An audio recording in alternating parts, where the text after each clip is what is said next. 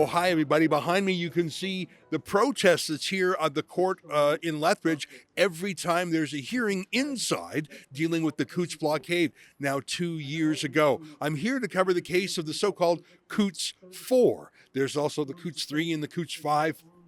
A lot of people in Coutts. Coutts was the border crossing between Alberta and Montana, where dozens of truckers and farmers and people from the nearby community came to have a echo protest to the trucker convoy in Ottawa and the bridge blockade in Windsor, Ontario. The geographical advantage and the logistical advantage that the Coutts blockade had is Coutts is really far away from large population centers. It's a very small town. If you blink, you miss it when you're on the highway. It really is just a border town. There's a saloon and a few buildings, but it's a small place. And the reason I mention that is if you have 100 big rigs and big pieces of farm equipment blocking a road, you can't just call in 20 tow trucks. The nearest tow trucks are 3 hours away.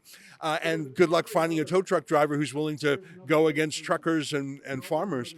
And so logistically and geographically, in terms of police resources, unlike Ottawa and Windsor, the men were able to hold out, but it was very peaceful the whole time. You might remember we sent a lawyer, Chad Williamson, and his team. They rotated through with the men, giving them advice, calming them down, making sure no one got too crazy, warning them, don't bring firearms here. That was a daily warning that Chad gave the men, telling them what to do if they were arrested, telling them what they had to say and didn't have to say, giving them business card. So we were extremely attentive to this. And of course, we had two reporters embedded in the blockade, Kian Simone, who's now our head of documentaries, and Sydney Fizzard. These two men were there for, I think, 9 days straight before they went home to get a change of clothes. I think 13 days altogether. We, of course, produced a documentary on the Coutts. So we were very attentive to it. And when 4 men were charged by the RCMP with very serious crimes involving firearms, in one case involving explosives, conspiracy to commit murder of a police officer. We were shocked by this, as was the intended effect. And in fact, after that press conference came out, many of the peaceful truckers said, yeah, because I don't want any of this, and they just went home. But this was all on the eve of the invocation of Justin Trudeau's Emergencies Act. Sure looks like a pretext now that time has passed. They needed some proof of a violent insurrection because there simply wasn't one. In fact, the central characteristic of the trucker protest was it was peaceful. It was fun. It was joyful. They had bouncy castles and hot tubs. They waved Canadian flags, and the worst they did was honk their horns a few times. They didn't storm any buildings. Justin Trudeau wanted that January 6th insurrection narrative from the States to come to Canada. The truckers didn't give it to him. And now fast forward to today. A hearing in this court to throw out the fruits of a search warrant that was issued by a judge to look into the 4 Coutts men. Now, I should give you an update. As you know, a couple of weeks ago, 2 of the Coutts 4 pled guilty to relatively minor weapons charges. Now, whether or not they actually did those minor charges, some people are skeptical. I think it's accurate to say if you've been in prison for 2 years, you might just sign anything to get out of jail and go home to see your family. So we should bear in mind that those 2 guilty pleas that were pled out in a deal 2 weeks ago, they might not actually be accurate. But if we take them at face value, the 2 men who pled guilty to weapons offenses, which why would you bring a weapon? Why would you bring a gun to a peaceful blockade? Did you think that there was going to be a final stand and this would be some battle? That's not peaceful protest. That's not why the truckers and the farmers were there. They were there to stand up to the lockdowns, to stand up for freedom, not for revolution. Anyways, 2 of the truckers in the Coutts 4 just pled guilty just to end it. 2 more continue on. I met the other day with Chris Carbert, one of the 2 remaining prisoners.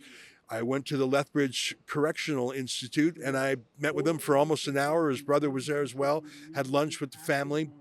And I believed that there is sufficient grounds in the case of Chris Carbert to think that perhaps this was a frame-up, that this was a stitch-up, as the Brits would say, that he was overcharged and police exaggerated the case against him just to get that PR moment that Trudeau needed. Listen, he's still charged with very serious offenses and he's still behind bars. I do not know his guilt or innocence. That's not up for me to decide. But I did decide with the family to set up a special crowdfunding campaign just for him. And the reason is so that people who don't want to give to his case don't feel that their money is being railroaded there. As you know, Rebel News and the Democracy Fund and other groups like the JCCF, we crowdfund for civil liberties cases. That means peaceful protests. That means Mahatma Gandhi style civil disobedience, where you get arrested, but not for doing anything violent, for doing what Tamara Leach did. Certainly she's charged with a crime on the face of it, mischief, but she's a peaceful protester and she's being bullied by the state. That was what we typically raise crowd funds for. In the case of Chris Carbert, he is facing serious charges.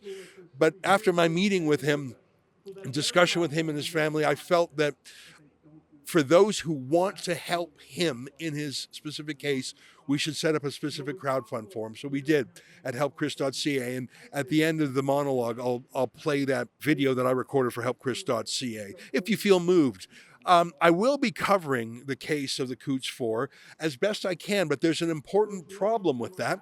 A lot of what they're talking about today in the pre-trial hearing is subject to a publication ban.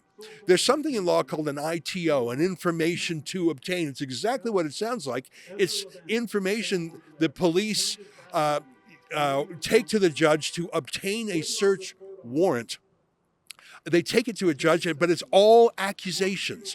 It's an ex parte hearing. The other side is not there to rebut it. So it's the nastiest, worstest, most embarrassing things that the police can muster to convince a judge to issue a search warrant. And some of it's true, but some of it might be embellished, some of it's relevant, etc. So they're talking about this ITO and the search warrant. They're talking about it in court. But because it's untested allegations, because it's wild accusations, maybe not wild, but it's accusations, it's prejudicial to the defendants because they weren't there when this ITO was submitted to the judge to get a search warrant. It had to be done with an element of surprise, right? If you're getting a search warrant to spy on an accused criminal, you don't tip him off. So many things are being discussed in the court about whether or not this search warrant was valid, whether or not it should be thrown out. And they're going through the details in the information to obtain the ITO. But I can't report them, even though I'm listening to them, even though both sides' lawyers are talking about them, because if that information were to come out untested, unproven, uncross-examined, it could taint the public, including the jury pool, on against the suspects, because they would hear the accusations without cross-examination or rebuttal. It makes it hard to be a journalist. I'm learning a lot about the case, but I'm very limited in what I can tell you about it. I'll do my best. I'm going to be here for a few more days, and I'm going to try and bring out our trucker trial expert, Robert Krachik, who's been doing a great job covering the Tamara Leach trial in Ottawa day by day. That trial in Ottawa is on a bit of a hiatus. I want to bring Robert out here, station him in Lethbridge to report on the Coutts 4 that's happening right now and the Coutts 3 that's going on starting in a week from now. There's a lot of Coutts trials going on, and the prosecutor for many of them is the same guy. His name is Stephen Johnston, and I'm sure he would say he's doing his job. He's loyal to his client, the province of Alberta, but he was the same prosecutor who went after Pastor Arthur Pavlovsky, who I think he was the same prosecutor who went after Chris Scott, the owner of the Whistle Stop Cafe. I think for him, it's a moral vendetta now. He's so obsessed with getting every single protester. The lengths they went to shut down Arthur Pavlovsky and Chris Scott were astonishing.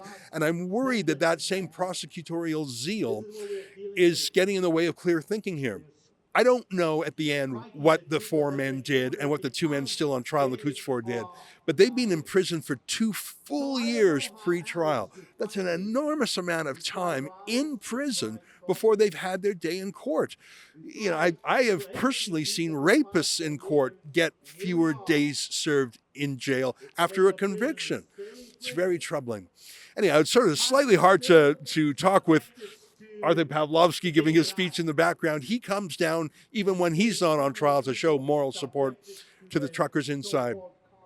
So to wrap up, I'm here to cover the pre-trial hearing where the two remaining defendants in the Coutts 4 are applying to the judge to throw out the search warrant that was executed against the Coutts 4. They're trying to prove to the judge that the information to obtain was improper and the search warrant itself was executed improperly. This is because the trial will come up, and whether or not the search warrant is admissible is a huge determinator. Next week, the Coutts 3 are on trial as well, and we are crowdfunding each of their lawyers too. There's a lot of litigation going on, and Stephen Johnson, the prosecutor, is behind quite a lot of it.